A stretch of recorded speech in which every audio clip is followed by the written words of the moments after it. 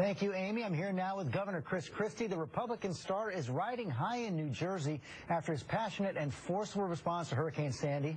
And in his State of the State address yesterday, he laid down a challenge to the politicians in Washington. We have established a governing model for America that shows that even with heartfelt beliefs, bipartisan compromise is possible. Maybe the folks in Washington in both parties could learn something from our record here in New Jersey. And Governor Chris Christie joins us now. You know, that comes on top of last week's press conference where you were very tough on the House Speaker, John Boehner, on the issue of Sandy aid, and you took on what you called the toxic internal politics of House Republicans. What specifically do you want your party in Washington to learn? Well, I mean, first off, that something like Sandy is and was above politics. I mean, there's certain things, George, that happen in our lives that have to be above politics, that both parties should try to rise above. As hard as that is for them sometimes. And so what I'd like them to learn is to listen. Listen to the people in my state. Listen to the people in the state of New York. They're suffering, they're hurting, and they don't understand why they've had to wait 7 times longer than the victims of Katrina to get any aid from the federal government. The aid is still being held up. You think it's going to get through? Well, I do. I mean, I met with the congressional delegation yesterday. I'm hopeful.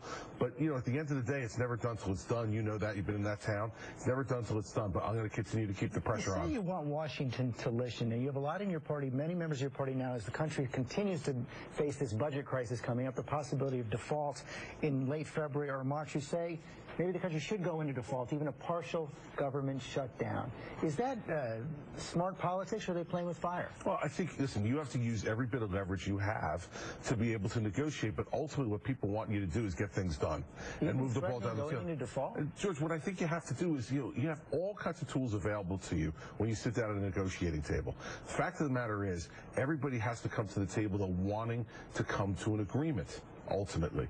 And that's what we've been doing in New Jersey for the last 3 years. I have a Democratic legislature. We don't always agree on everything, and we'll say some things publicly sometimes that we have to back away from a little bit.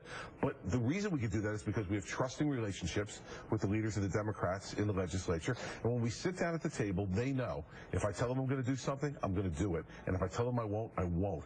And they know that I want to come to an agreement with them because that's my job. One of your potential opponents for governor this year criticized your failure yesterday in the State of the State message to take on the issue of gun control. You've called for a national conversation. Why not talk about it yesterday? Well, you know, George, you picked things you want to talk about in a State of the State address, and I really thought that given what's happened to our state, that the majority of time should be spent on talking about Sandy, what it's done to our state, and the challenges, the enormous challenges that we have in rebuilding.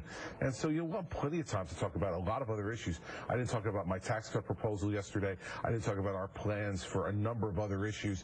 On reforming government. You make certain choices, but, you know, I don't think the people in New Jersey think they don't hear from me enough.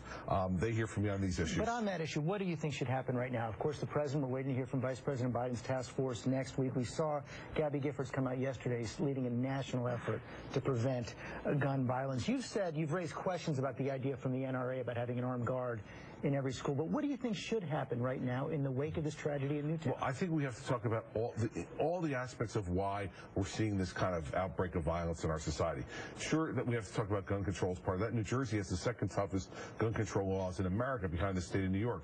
We also have to talk about assault weapons ban. Should the whole country have one? Well, we have one here. Listen, I think that that's got to be part of the entire conversation. But if you stop there, George, you're shortchanging the problem. This young man in Connecticut was obviously mentally ill. Why wasn't he getting treatment? Everyone's going to be watching you closely over the next 4 years, as you know.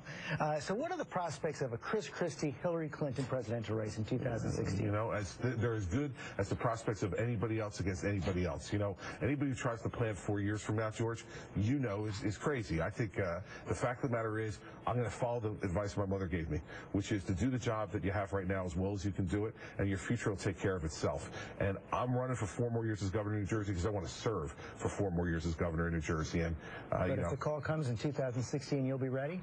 Listen, I will be more ready than I was in 2012 because I will have done my job for longer and hopefully gotten better.